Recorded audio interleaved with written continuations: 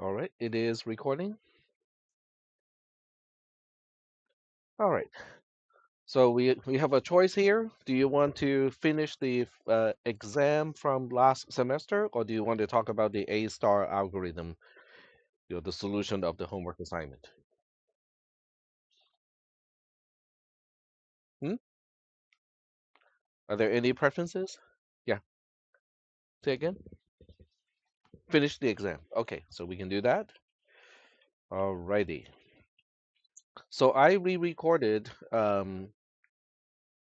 portion of Monday's class for question number 3. Um, and the video is already posted. So if you want to look at, watch that video, you're more than welcome to.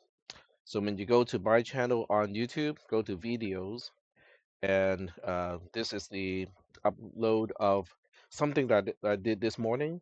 It explains the answer of question number 3 using the same approach as the one that I used on Monday, but I had one little thing that I forgot to do, and that's why I couldn't get to the solution.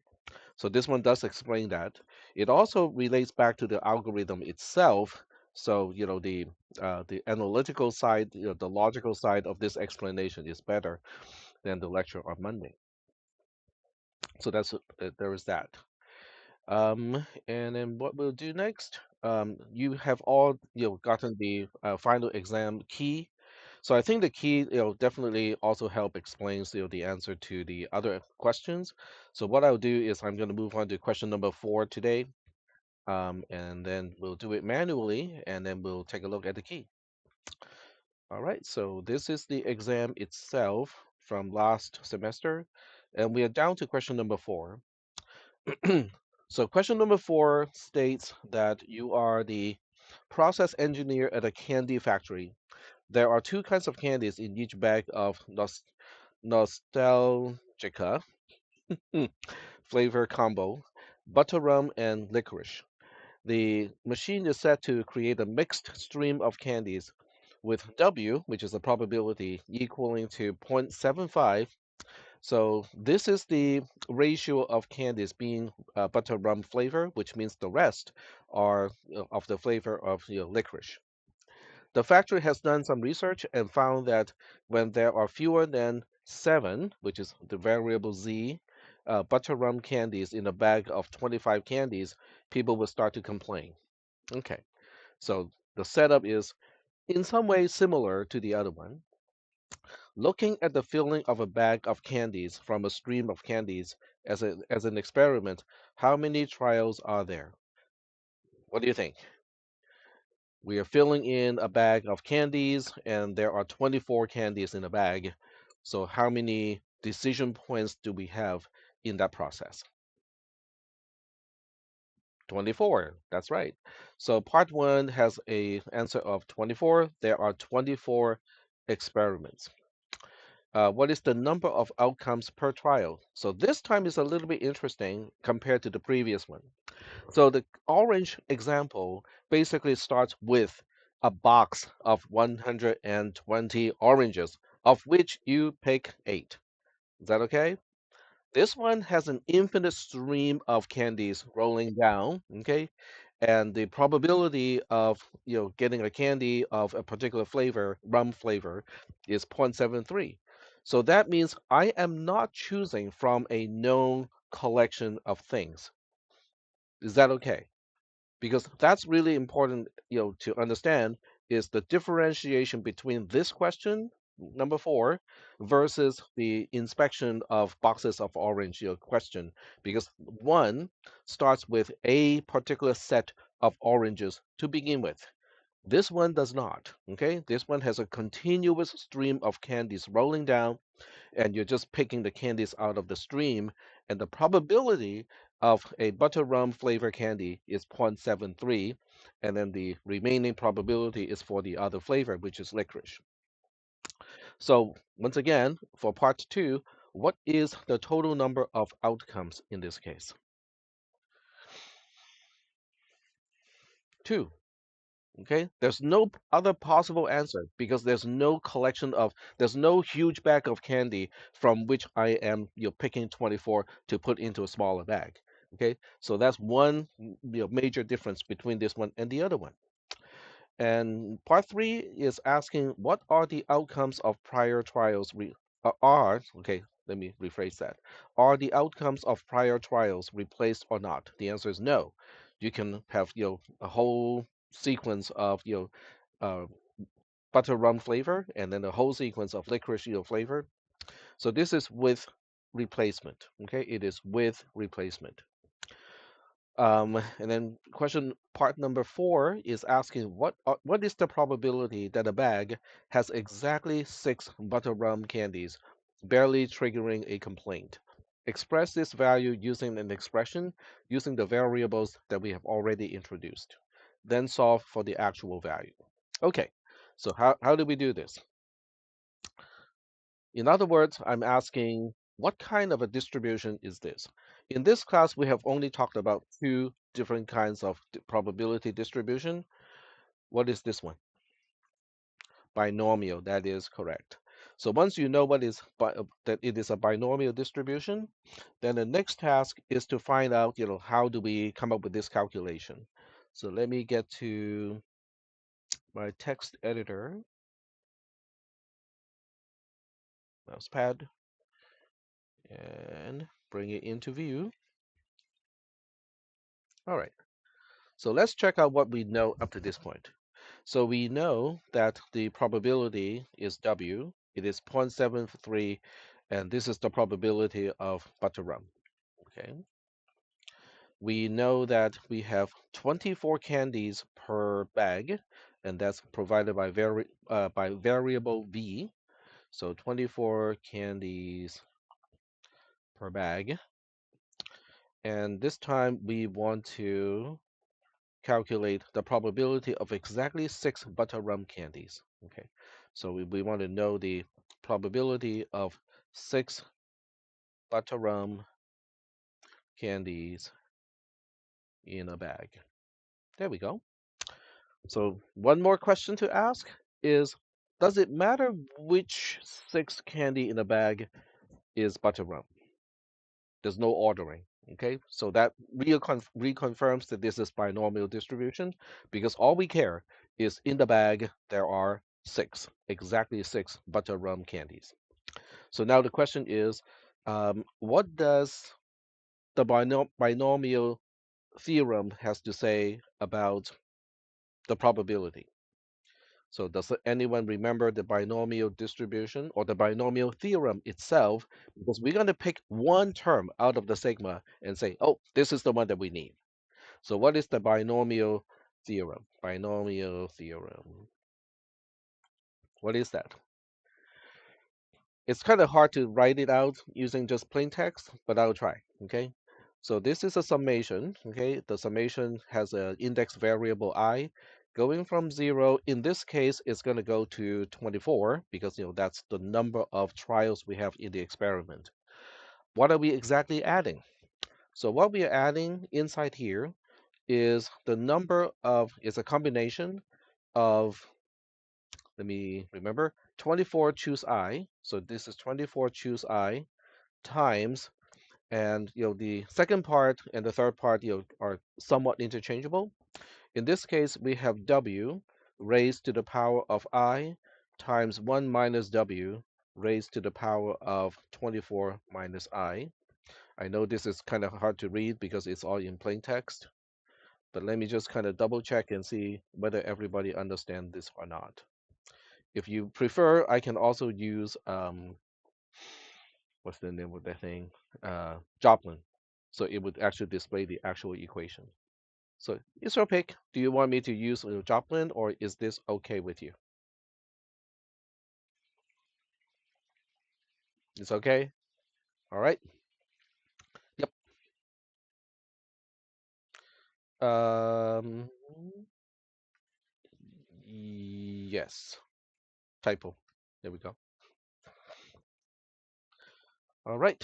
So now the question is, This is the binomial theorem. No, this is not the entire binomial theorem. The binomial theorem basically says for every n that is a natural number, replace all the 24s with n, this equality would still hold. Okay, so this is the equality. This basically equals to um, oh, right. In this case, blah, blah, blah. The binomial theorem, is about p plus q, and then we just figure out, the coefficients. So in this case, our two coefficient is w is one. Um, it's not a coefficient. This is one of the numbers. Okay, let me kind of roll back and go back to the binomial theorem first. All right, so let me go back to quote the binomial theorem. It is about p plus q to the power of n can be expressed as a sigma of yada yada yada. So we'll go back to that theorem first because it is important to understand that. So I think that is in discrete probability.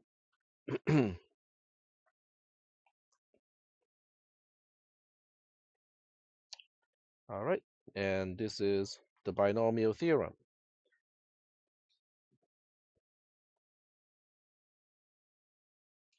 This is this part here is the binomial theorem. So the way it relates to our question is our W is replacing this P, our 1 minus W is replacing this R. Most people look at this and go like, oh, that is just useless. This is completely pointless because if P is W and Q is 1 minus W, then P plus Q is just 1.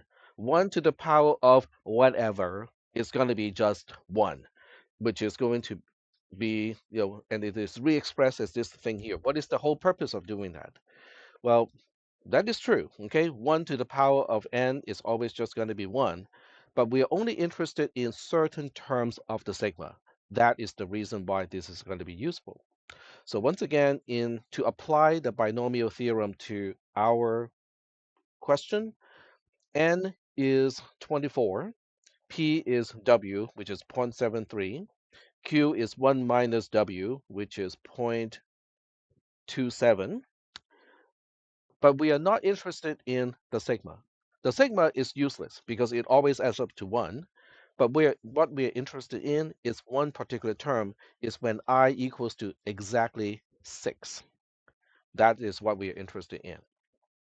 So going back to the mouse pad here, so of this entire sum, okay, we are only interested in one single term, okay? So this is guaranteed to be 1, which is kind of pointless. But we are only interested in one of those terms, which is combin 24 choose 6, and then we have w to the power of exactly 6 this time, times 1 minus w, oops, same typo, at least I'm consistent, to the power of 24 minus 6, which is 18. So this is the probability that we are looking at. Are we doing okay so far? So okay, let's plug it into a spreadsheet and actually do the calculation. So we'll go ahead and do that. This is a spreadsheet with today's date on it already. So what I'll do is I am just going to make a separate sheet. Oh, okay, that'll work. No, this is not it. Why does it have today's date? Because I worked on this morning. Okay, so the rest is not really needed for this spreadsheet here. So we'll go ahead and delete all the other tabs, and then we'll add a new tab. So we just want to find out exactly what number we are dealing with here. So the number or the probability that we are actually dealing with, if you have a calculator to calculate this, will be 24 choose 6 times W, which is power 0.73 raised to the power of 6 times, oh, okay, I forgot the times over here.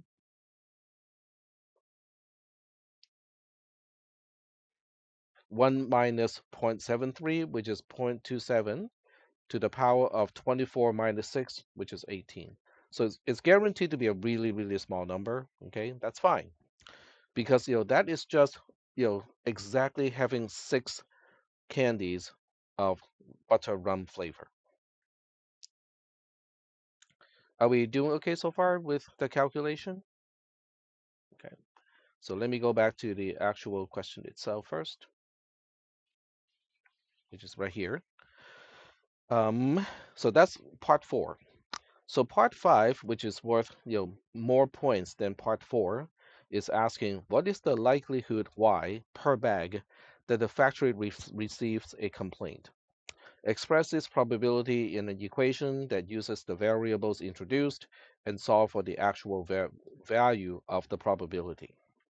So question number four, or part four, is here to help you with part five. In other words, do I know how to find the probability of having exactly six butter rum candy, which is just borderline getting the complaints because people want seven or more of the butter rum flavor. So that means, okay, so we just have to figure out, what happens when there are exactly five butter rum, four butter rum, three, two, one, and then zero. So we have to add up all of those. Using a spreadsheet is a whole lot easier. Okay, so I'm cheating a little bit here using a spreadsheet because using a spreadsheet, this is not the right one. Close that, go to here. Okay, so with this one, the best way to use a spreadsheet to do something like this is to have one column to specify the number of butter rum candies. So this way the whole thing is parameterized. So I'm just going to put a 6 here and then replace all the 6 to the value of column A. So this 6 is also referring to just column A. And the 18 is 24 minus 6. So that's 24 minus whatever we have in column A. So now I have a little template that makes it a little bit easier to deal with. The next cell is going to be whatever the previous cell has minus 1. And I just have to kind of replicate this until I get to 0. And because this particular formula is only referring to the cell to its left-hand side, so that means, it is the same format or the same structure. I can now, I'm just double checking. I think I'm good here. So I just have to do something like this, and then we have to, add up all these numbers, okay, do a summation. And Google is smart enough to know that, oh, you probably want to add up these particular cells. Yes, I do. So that is the actual probability of receiving a complaint that there are not enough butter rum flavor candies in a bag. All right, so this is what I do manually. I haven't really checked it against the mechanically generated answer. So that's what I'm going to do next. So we go to the key and then we look at the formulation.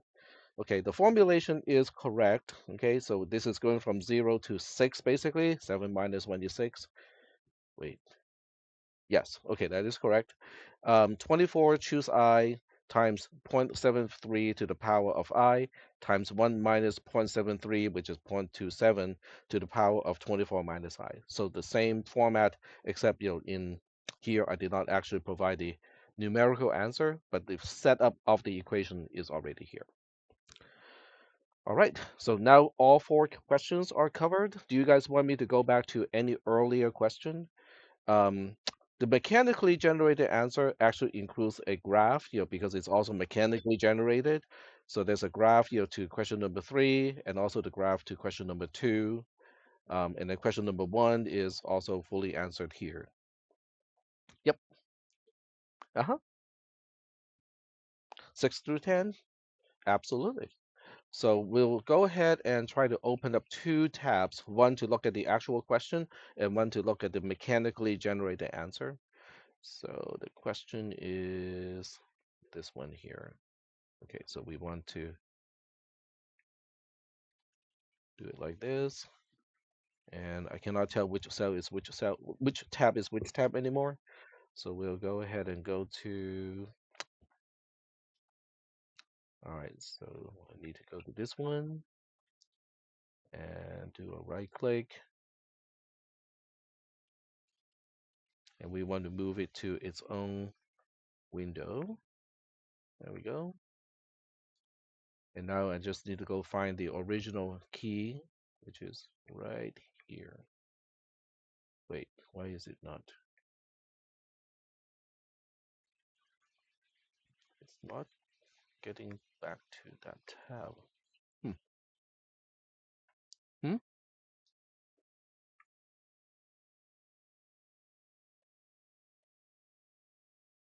That is the question. Yep. Hmm. Thank you.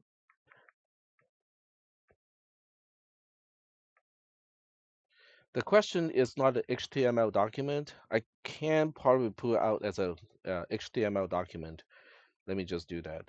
It's just easy to read. All right, so this is 443 fx. There we go.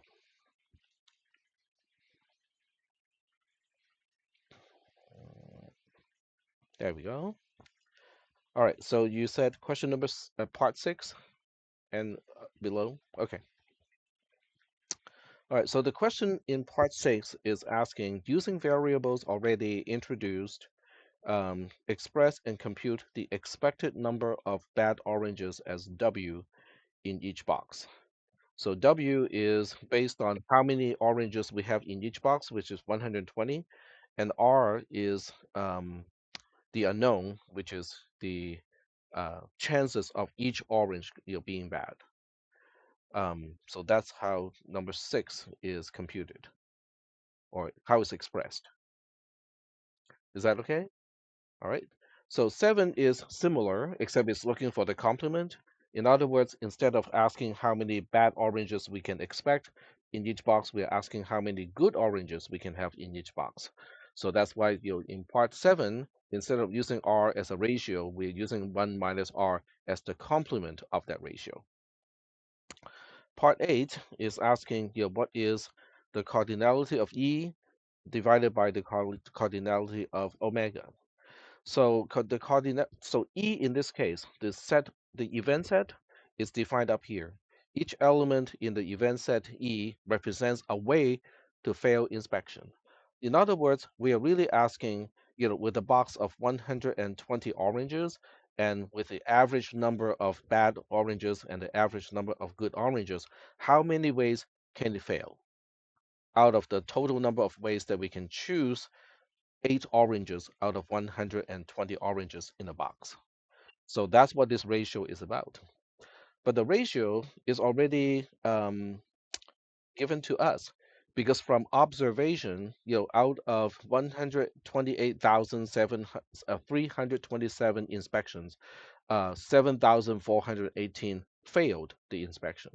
So we have numerical data to show us that out of all the boxes that we have inspected, 128,000 and something, that's the ratio.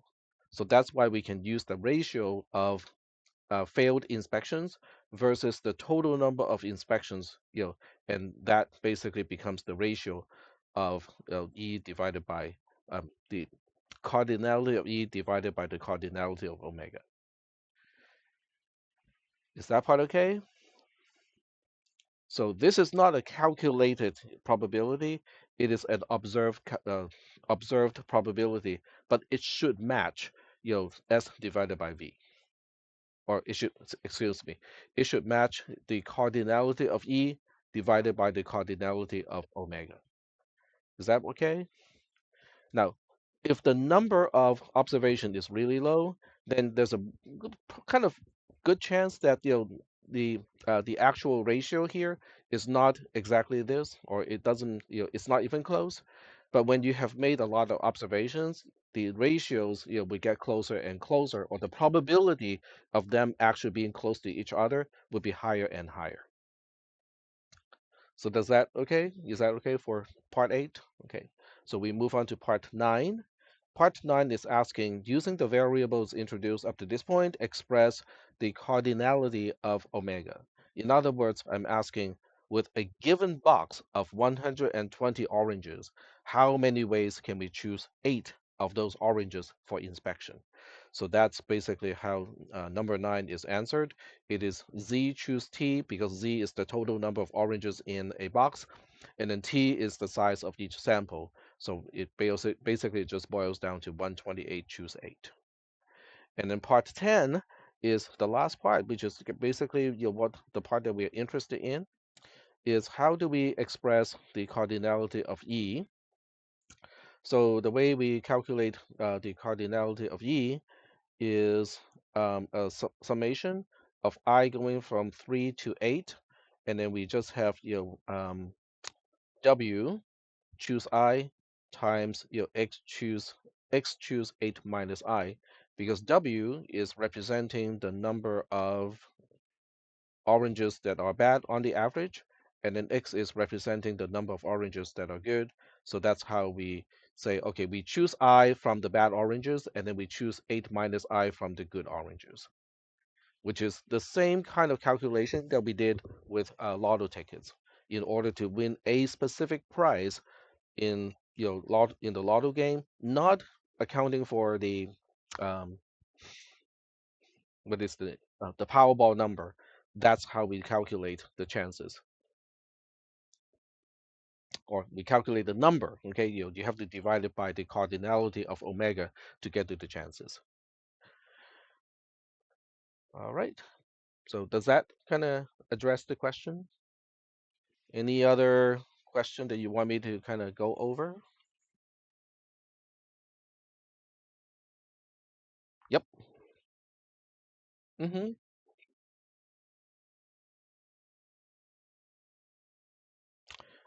this one it just says express it, which means you don't have to compute it, and the hint is use a sigma notation, which means you just need to get to the expression and not the actual number.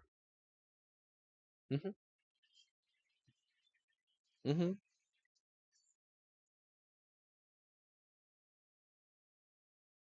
Yeah, you can just spread it out. Using the sigma notation just means that it is quicker to express, saves you some time. That's about it.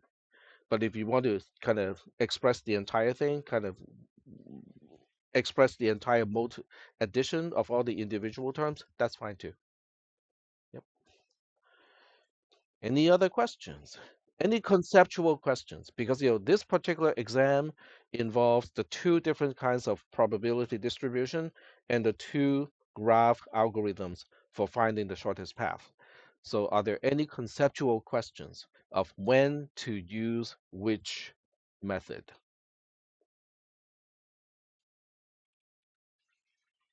No questions? Okay. The video that I recorded this morning can potentially be useful because I actually used the same method that I used on Monday, except this time I actually do the correct argument of by the time we get to pick P, as when we evaluate the incoming edge to M of PM, at that point, in addition to calling this just a variable K1, I also analyze and say that K1 has to be greater than the actual length of the shortest path, so that we will force Dijkstra's algorithm to update the L value of, in this case, P again. So that's the key. But the method is consistent with what we did on Monday, which is really just running the algorithm based on what is known already. And then by the time we get to something that is not known or something that you need to figure out, you use a variable to represent it. But then you try to reason it out and go like, okay, can I specify any constraints for that particular variable. In this case, we go like, yes, we have one constraint because we need this initial L value of P to be greater than the length of the actual shortest path, and therefore forcing Dijkstra's algorithm to have to update it again. So that's the trick. Okay, that is the method that I use to solve the problem. Any other questions? Any questions about the algorithms themselves? What each step is doing and how it gets it done? No? All right. Yes, go ahead. Hmm.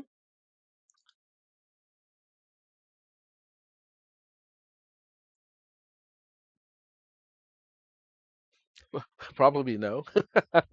Okay, that's a very good question. Okay, so let me kind of make a more formal, argument of why that should never happen. Okay. Okay, so the first thing is for me to kind of go back to the notes, and this time we want to look at the graph module. I think it is in one of these tabs already. Yep, like right here. All right, so we are looking at the A star algorithm, not the example, the algorithm itself. I can zoom in a little bit. So we are looking at the algorithm, and your question is basically asking, is there any chance that when we run the algorithm, because everything else before the while are just initialization. So the question is, can we possibly choose the destination as variable C? In other words, it picks up the destination as the most promising candidate from the set O. Is that kind of what you're asking? Okay. So we'll go ahead and see how this cannot possibly happen. Okay.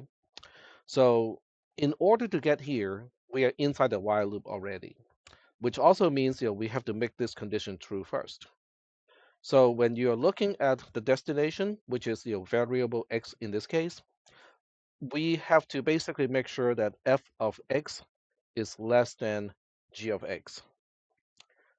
Okay. Um, okay, I take it back. That is not necessarily the case.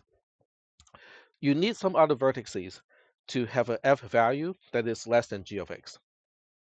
Okay, that's the requirement. This is what this entire existentially quantified expression is trying to say is one of the vertices in the set O should have its f value being less than the g value of x. Okay, so that means in order to get to this point, that means at least one vertex of all the vertices in O is going to have its f value being less than the g value of x, right? So now we look at the relationship between the f value of x versus the g value of x. So for that, we have to go back and try to examine what is the g value representing and what is the f value representing. The g value is representing, okay, the g value of some vertex v is the actual length of the shortest path, the shortest known path from the start vertex to vertex v. So that means g of x is the actual length of the shortest known path from the start vertex to the destination itself. Is that okay? Now, is it the shortest path? We don't know. Okay, it is the shortest, it's the length of the shortest known path up to that point of the algorithm. Okay, at the same time, f is the estimation of the length of the shortest path from the start vertex through vertex v to the destination, and this is how f of v is defined. So if v is general, this is the way it is supposed to be. But what if v is x? What is the heuristic value of going from the destination vertex to itself? It's guaranteed a zero. So that means after all of this, okay, the conclusion is g of x and f of x, they have to be the same. Okay, so keep that in mind. And then we go back to the algorithm. We get back to here. To get here, it means some vertex in O has a f value that is less than the g value of x. But we know the f value of x is the same as the g value of x itself. So that means in the presence of this particular vertex that has a f value that is less than the g value of x, there's no way we will choose the destination vertex as, as variable c. So that means it will never be removed. It will be placed into the set O, but it will never be removed. Is that okay? So when I look at the traces of the algorithm, a very common mistake is um, set O ends up being an empty set. So I can tell right away it's like, okay, something is not right here. It can be a very simple error of, just, oh, I just have to remove every single vertex and I'm just have to take the destination out, put it into variable C, and go through all of this logic here. So the question is, Okay, is it wrong? Okay, it's a trick question because there are two wrongs here. One wrong is, will that end up not finding the shortest path or using a longer path as the shortest path? In that sense, it is not wrong. The other wrong is it consistent with the algorithm as specified here? In that sense, it is wrong. So is that okay? Does everybody understand what I just said? Okay, very good. So in a class that you will take in a four-year university, and I hope you will take that class because I think in some four-year universities you can kind of bypass that class. It is called the analysis of algorithms.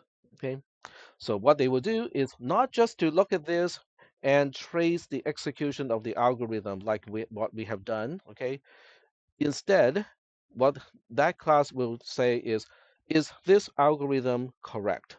In other words, given all the constraints of the input, given the algorithm itself, will the algorithm guarantee, is the algorithm going to guarantee finding the shortest path all the time? We have not even dabbled in a discussion like that in this class. Okay, so that class, so those classes are even more mathematical or mathematically oriented than this class. But the notation that we learn in this class is kind of the alphabet that you need to use in order to prove that an algorithm is correct. So that's basically how this class connects with the upper division version of this class. Is that okay? Because I do want to make sure that you understand why you're studying all this stuff here. You know, it is not programming. There's no C++ code here. There's no discussion of object-oriented programming in any way. But why are we studying this? Because your upper division classes will need all this stuff. All right. So that's a good question. I like it. Any other questions?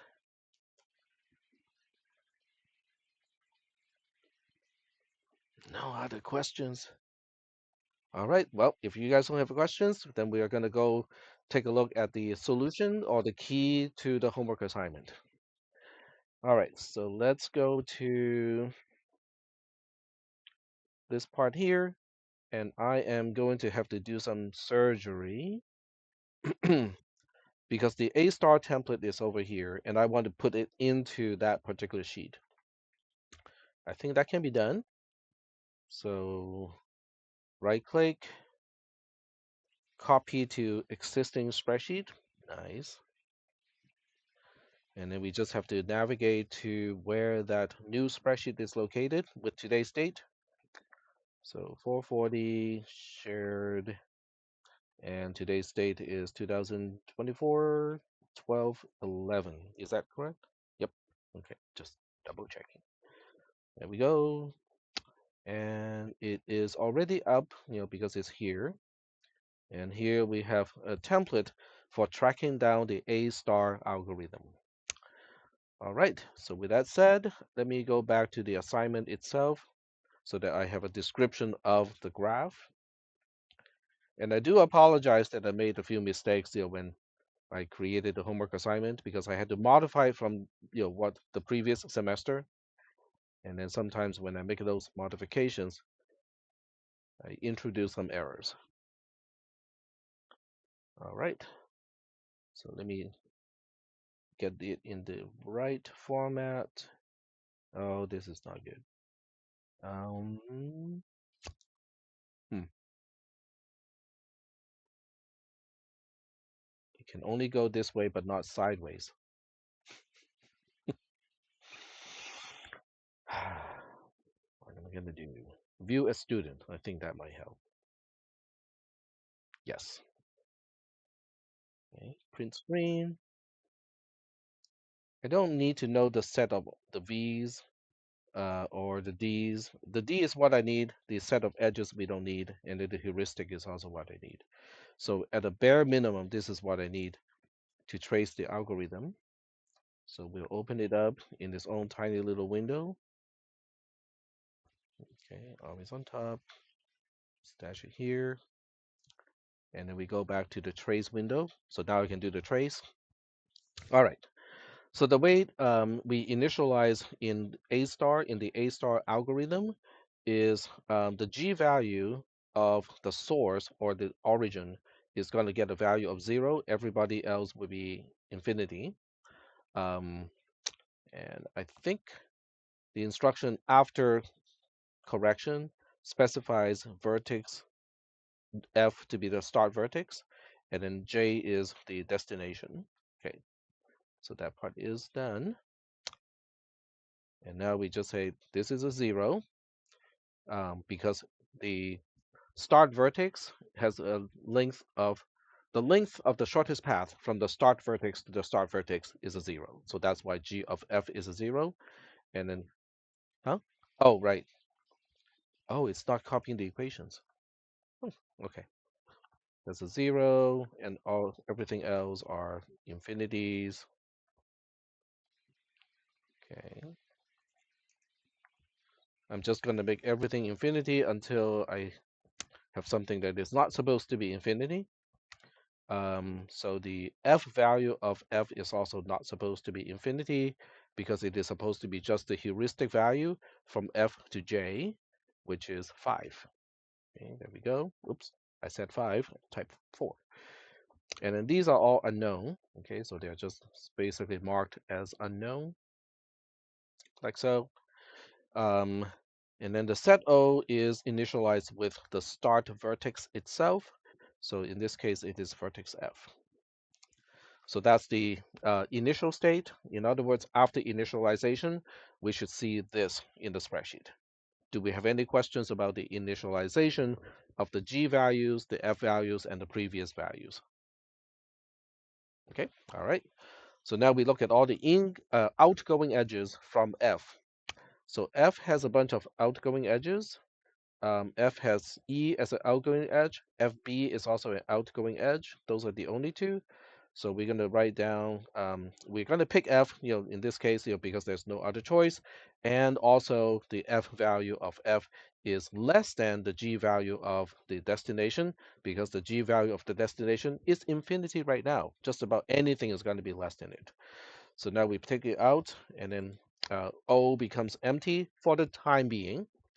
And then we just take a note of all the outgoing edges from F. So one is going to E, the other one is going to B, like so. So we'll tackle one at a time. When we are evaluating the outgoing edge from F to E, which has a distance of 1, then we go like, oh, I think we just found a path from the start vertex to vertex E with a length of 1. Have we just found a shorter path than what we know before? So you look up G of E at this point, it is infinity. We go like, yep, we just found a shorter one. And okay, better to update T first. So T is 1.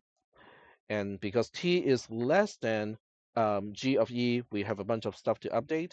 So this becomes 1. And then F of E becomes 1 plus the heuristic value from E to J, and that is 6. So that becomes 1 plus 6, which is a 7.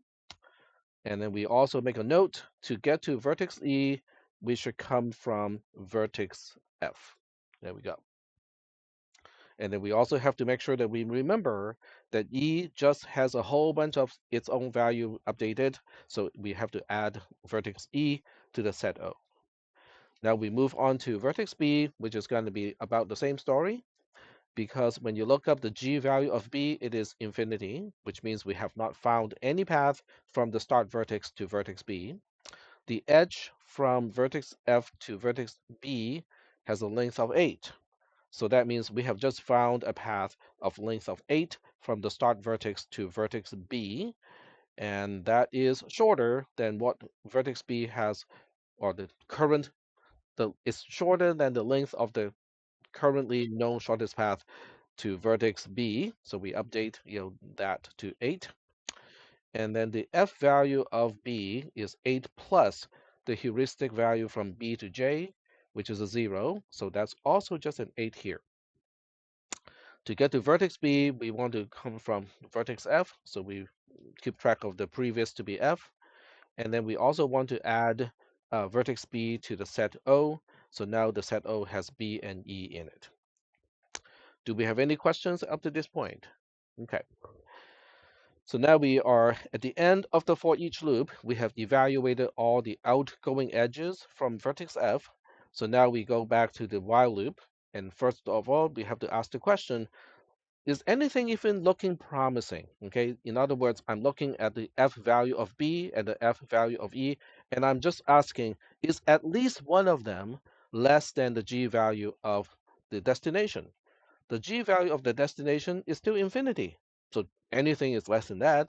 So that means we now enter the while loop, which also means we have to choose a vertex out of the set O where it has the smallest F value, not the smallest G value. It is the smallest F value because the G value does not take the heuristic into consideration, which means if you only take the G value into consideration, then the entire algorithm degenerates to Dijkstra's algorithm, okay, which means there's no difference. So we have to remember to use the F value for this purpose. So we look at the F value of B, which is 8. We look at the F value of E, which is a 7. 7 wins. So that means, next we choose E as the vertex that we want to expand from, and then we take it out of the set. So the set now only has B in it. And now we have to look at all the outgoing edges from E. So we just look at the distances. E goes to C, and that's it. Okay, so E just goes to C. Um, the T value this time is we have to be a little bit more careful because we have to look at the G value of E, which is 1, and then we add the distance from E to C, which is 3. So we are looking at 1 plus 3, which is a 4. So this is now a 4. And then the next question is, have we just found a shorter path from the start vertex to vertex C? That is reflected by G of C, which is infinity. So yes, yeah, we just found a shorter path. So this is now updated to a 4. The F value of C is updated to 4 plus the heuristic value from C to J, which is a 1. So 4 plus 1 is a 5. We put a 5 here. To get to vertex C, we are coming from vertex E, so we put the E over here. And then we have to also remember to put vertex C into the set. So we are adding vertex C into the set of O. So now set O has B and C in it. Any questions? Okay, all right. So now we look at vertex C and vertex B and vertex C, and then we ask the same question. Does at least one of these two have an F value that is less than the G value of the destination? The G value of the destination is still in infinity, so that means the answer is going to be a yes. We enter the loop. Once we enter the loop, we have to choose vertex B versus vertex C based on their F value. Whoever has the smaller value is the one that we're going to choose. Vertex C has a F value. Oops, wrong column. Vertex C has an F value of 5, and the F value of B is 8, so we're going to choose C over here. So this C is vertex C. This C is just a variable C that we refer to in the algorithm. So they are two different things. So now we have to look at all the outgoing edges from C. There's one going to D, and that's it. Okay. Oh, there's another one. Oh, okay. A. There's another one to A. All right. Thank you. So when we look at the outgoing edge from C to D, then we are looking at a path from the start vertex to vertex D through vertex C, and it has a length of G of 4, G of C, which is a 4, plus the edge, the distance of the edge that we are talking about, which is a 2. So this one has a length of 6. The question is, have we just found a shorter path from the start vertex to vertex D? The currently known path to vertex D has a length of infinity because we haven't found a path yet. So that means, yes, we just found a quote-unquote shorter path. So we put a 6 here to update the G value. And then the F value of D is going to be the 6, which is here, plus the heuristic value from D to J, which is a 1. 6 plus 1 is a 7, so we would put a 7 here. We also have to remember, in order to get to vertex D, we are now coming from vertex C, and then we have to add vertex D to the set. So now the set has B and D in it. I forgot to remember that we took C out. There you go. And then we evaluate the outgoing edge from C to A, kind of the same deal.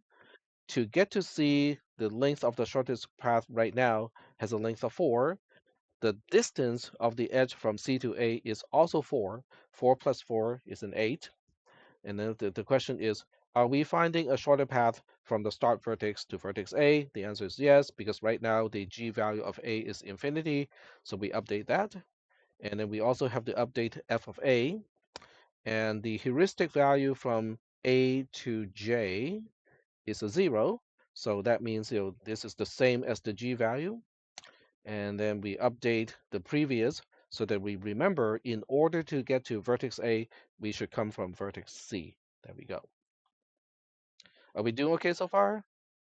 All right. So now we have exhausted all the outgoing edges from vertex C, and that concludes the for each loop. At the end of the while loop, we go back to the beginning of the while loop, and now we are looking at, oh, okay, I forgot to add A to the set O. So now we have to look at the set, and then we ask, um, does at least one of these vertices have a f value that is less than the g value of the destination, which is j? Well, guess what? G of j is still at infinity, so that means, yep, we know for sure that we have to go and we have to enter the while loop. So now we have to look at the f values of b, d, a. So we're looking at the f value of b, d, and A, and choose the one that is the smallest. Turns out to be D, so we choose D out of that. Oops, D, and then we take that out of the set, and then we basically ask, what are the outgoing edges from vertex D? All right, so D goes to B, okay, and D, does it go anywhere else? Nope, that's it. Okay, so now we have to look at the length of the path that we just discovered, going through vertex D to vertex B. The G value of D is a 6 at this point. The distance of the edge from D to B is 1. So we have 6 plus 1, which is a 7. So we put a 7 here. And then we ask, have we just found a shorter path from the start vertex to vertex B? Currently, the length of the shortest path to vertex B from the start vertex is 8. The length is 8. We just found something that's shorter. So we're going to update. So now this is updated to a 7. And this is updated to 7 plus the heuristic value from B to J, which is 0. So this is also going to be 7. We also have to update, how we should go to vertex B. Instead of going to vertex B from vertex F, now we say, okay, let's go to vertex B from vertex C. So we have to update that. Vertex B should be added to the set, but the set already has vertex B in it, so it is as if nothing has changed in the set O. Still be doing okay? All right.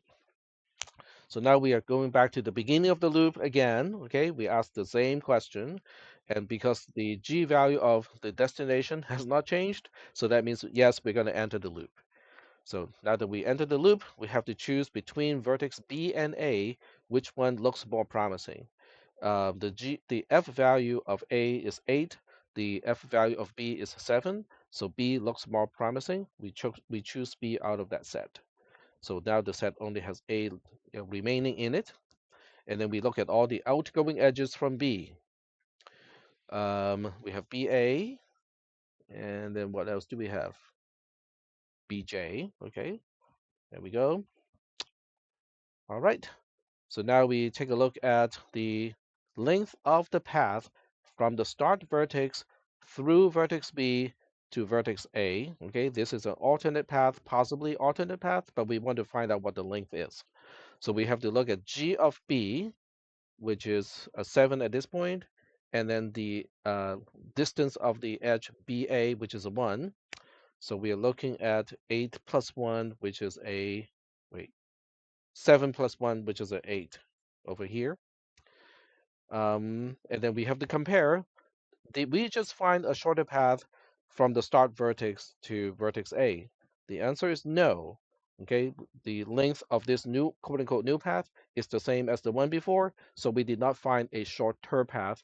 So that means there's nothing to do at this point for this iteration of the for each loop. So we move on to the next for each loop and the next iteration of the for each loop. And now we're looking at the g value of b, which is still a 7, plus the distance from a to j, which is a 0. So that means t is 7 in this case.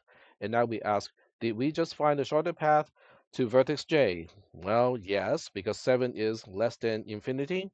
So that means we perform an update here. This is a 7. This is also going to be a 7. And to get to vertex j, we want to go through vertex b, and then this is when we add vertex j to the set. There we go. Any other questions? Yep. Okay. If you think this is really boring, that's good. It is supposed to be boring because after we reviewed the A star algorithm because of the exam from the spring, and also because you have studied a little bit, that means this is super duper mechanical. So it is supposed to be kind of boring. All right, so now we get back to the beginning of the while loop, and we ask the same question. Of all the vertices in O, does at least one of them have an f value that is less than the g value of the destination? Okay, so we have f of a being 8. We have the g value of the destination being 7. So we go like, okay, I think we are done. So this is how we terminate the while loop with two elements in it. The destination is guaranteed to be one of those, but in this case, we also have an additional element of A or additional vertex A in that set, because according to the F value of A, which is guaranteed not to overestimate, right? It is already 8, but we already found a path of a length of 7 to the destination. So that means there's no way we can find a shorter path as long as the heuristic is admissible, which means it does not overestimate. All right, so I'm just going to pause here and see if there are any questions about the tracing of the algorithm.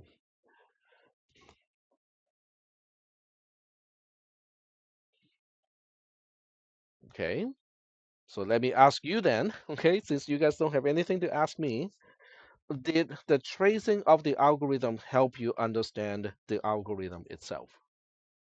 Okay, excellent. So that's basically the job of the homework assignment, is to have you guys to kind of go through, do it by hand, and then go through the whole thing. Um, and it helps even more when you kind of when you question yourself, is like, what are we doing in this step? Why are we doing it? And how does that help us find the shortest path? The actual shortest path, as someone already points out, the solution set, which is basically implied by the pref set or the pref function, it does include edges that are not a part of the shortest path. So the way you find the actual shortest path is to start with the destination. The destination says my previous node or previous vertex should be B, and then you go to B, and B says my previous vertex should be a D, and then you go to vertex D, and it says my previous vertex should be C, and then C goes like, okay, my previous vertex should be an E, and then E says my previous vertex should be F, which is your start vertex. So that's how you reconstruct the shortest path, because it does contain some additional edges that are not a part of the shortest path. All right. Does Iraj teach the A star algorithm too, or just Dijkstra's? Just Dijkstra's? Okay. All right. All right, so I think we got everything covered. So at this point, we still got 15 minutes. This is our last lecture, which means, if you have any questions that you want to ask, now would be a good time. I still have office hours, okay, all the way until the end of the final week, but it's better to kind of post the questions here so that we can try to get everything squared away before too late. So are there any questions about the material? Yes.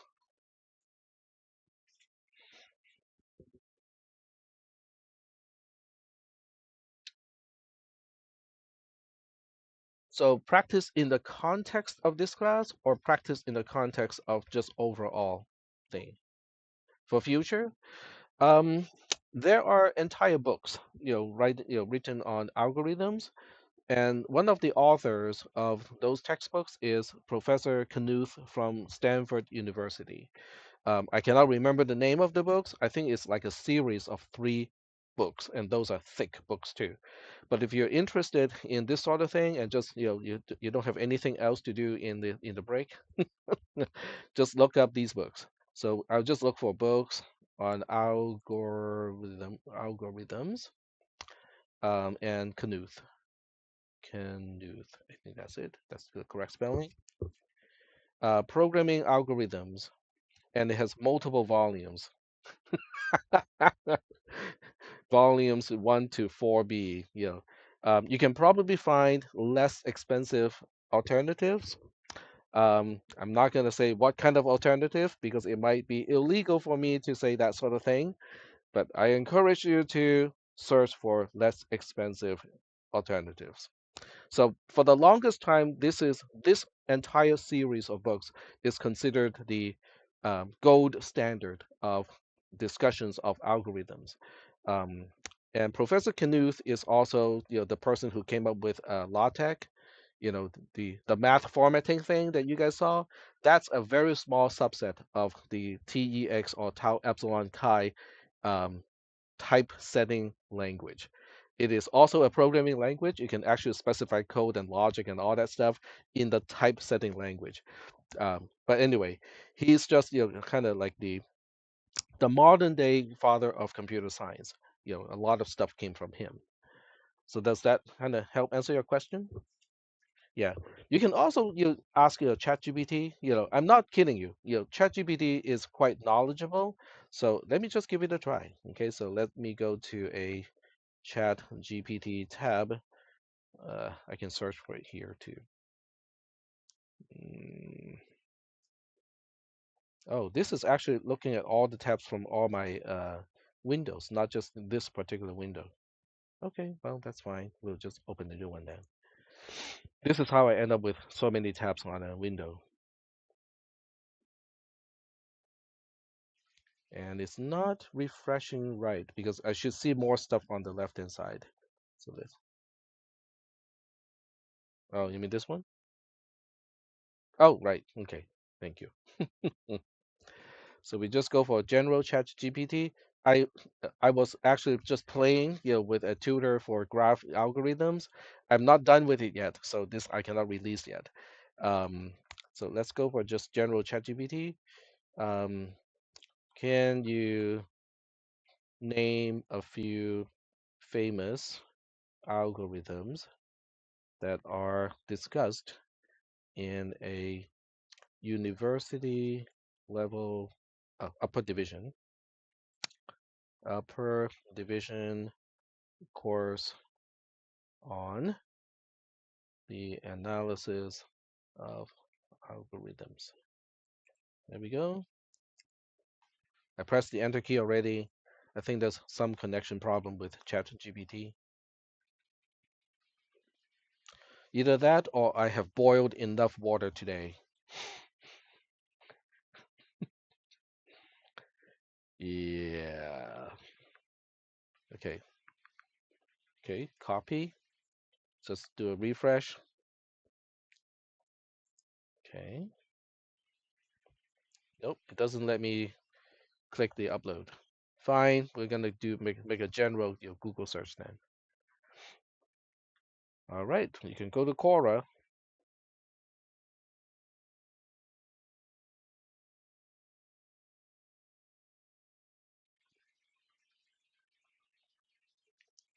or you can go to I'm just trying to find out what is the best place to do this. Do you know which university you want to transfer to? Okay. Um,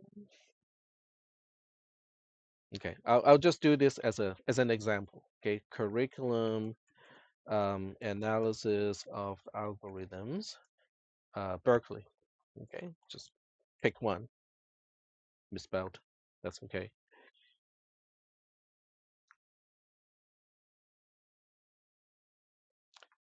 Alrighty. Okay. Fine. So they have algorithms. This is kind of in some way parallel to our 440 class. Um, so we have hash tables, queues, stacks. So with those, they're not really algorithms. They're more like data structures. I got something in my eye. They're more like just data structure, which means the time complexity is only applicable to this is the time complexity of inserting an item, removing an item, looking for an item, and stuff like that. Um, and then the typical algorithm. Okay, we can start uh, with simpler algorithms like bubble sort. Okay, now we all know that bubble sort is not efficient, but the question is not about the efficiency. The question is it correct? In other words, does it actually end up does it end up actually sorting the elements in an array? So time complexity and correctness are two entirely different questions because the time complexity you can just kind of go like, oh, this is going to go through this many times, and the number of times we go through this is influenced by that, and so on and so on. But is it correct? So correctness is a whole different thing. It involves more proving concepts and the effect of a statement, and also the concept of a loop invariant. So so the best way, I guess, is to since ChatGPT is not working, for some reason, the best way is to look up those books, or at least just read a few random chapters from those books, or at least just look at the table of contents and find out what algorithms they talk about. hmm Any other questions? How many of you? Yes, go ahead. Say that again. There's no prologue. That is correct. Yeah, Prolog is also, it's an interesting thing, but it's hard to test. I have not given you guys a lot of chances to practice, programming in Prolog, so that's why it's not in the test. Um, okay, but I can kind of quiz you because I still have 5 more minutes. What is the main difference? Why do we have Prolog? What is Prolog as a programming language trying to model? Which branch of logic? Yep.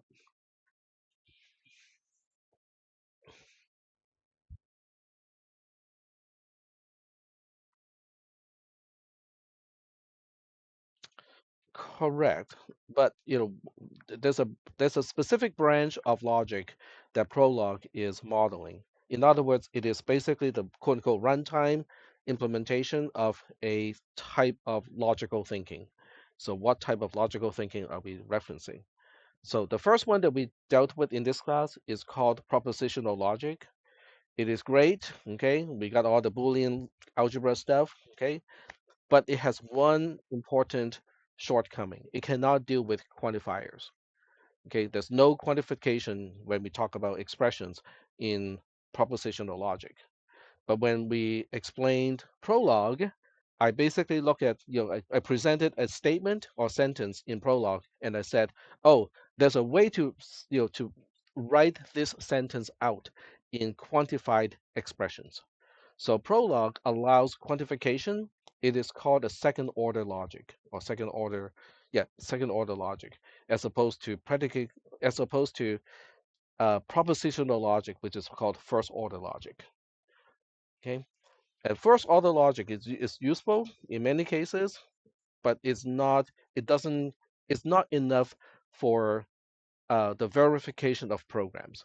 Because when you write a program and you say, okay, I want to prove that this algorithm is correct, Are you proving that it is correct only for a particular test case, in which case you don't need quantification? Or do you want to prove that the algorithm is correct as long as the input meets these requirements? The latter case, right? The second case. So that means you need quantified logic when you're trying to reason things out. Propositional logic is not enough for that. And Prolog, which deals with second order logic, can do that. So Prolog was basically invented as an attempt to automate theorem proving. But the problem with Prolog is it doesn't solve the problem of which way to go in the attempt to prove something, which is probably the hardest part of any type of proof that you guys have to do in your other math classes. Okay, is okay. I know all of these steps. I know how the rules are supposed to apply, but which way should I go? Because there are multiple directions that I can go at any point. This is particularly a problem in algebra because given any expression and given all the axioms of algebra, you go like, oh, I can apply this, I can apply this too, I can apply this too. But which one will lead you to the actual expression that you want to end up with? That's kind of difficult to tell. And that's part of what experience is okay, I have seen this enough times. I think this is the approach to do it. But Prolog does not have any heuristic. Okay, all it does is to do a depth first search, and with a depth first search, it's like, okay, it can go all the way to something that is not a part of the answer. And until it finds a dead end, it's not going to back up to explore alternatives. So that's why the Prolog, as cool as it might seem, is not doing what it is supposed to. And so that's kind of how it is, what that is. Um, just to introduce one more thing, I think I just read recently about how the current approach of AI is to integrate neural net based mechanisms with symbolic processing, with symbolic logic. So that's kind of what they're doing. You can kind of think of it as Prolog, but with neural net, making suggestions or heuristics of which way to go. But that's only my understanding, my vague understanding of what people are trying to do with AI right now. Because when it comes to just being an LLM, I think they have hit the plateau already. Um, so lots of interesting things going on. Have I told you guys that Stanford University, the very same university that Knuth used to work in, they did a research recently, and they found that 10% of software engineers do not do anything. So you would think, hey, if they can collect the statistics to know that about 10% of software engineers do not do a single thing, the next item is, how do I identify those software engineers so that they can be fired? So I will bet you money that Google, Facebook, X, especially X, Microsoft are already contacting this professor and go like, okay, so can you share the algorithm or the method to actually find these people who are not producing anything so that they can be fired? That's just my guess. Okay, it seems natural and logical to me. So that means in year 2025, I think we will see also some kind of layoff from these tech companies. All right. So I'm out of time. Okay. This is our last lecture. I will not see you on next Monday unless you come to my office hour. And then the exam is exactly the same time, 3 p.m. in this classroom next Wednesday. But the duration is 2 hours instead of 80 minutes. All right. So I'll see you guys later. Have a nice weekend. Spend some time studying. It is open book and open notes. Okay, I do want to double emphasize to that so that when you're studying, you say, okay, this seems to be useful. Write it down, make a photocopy, bring it with you. Alrighty, so I'm gonna stop the lecture now.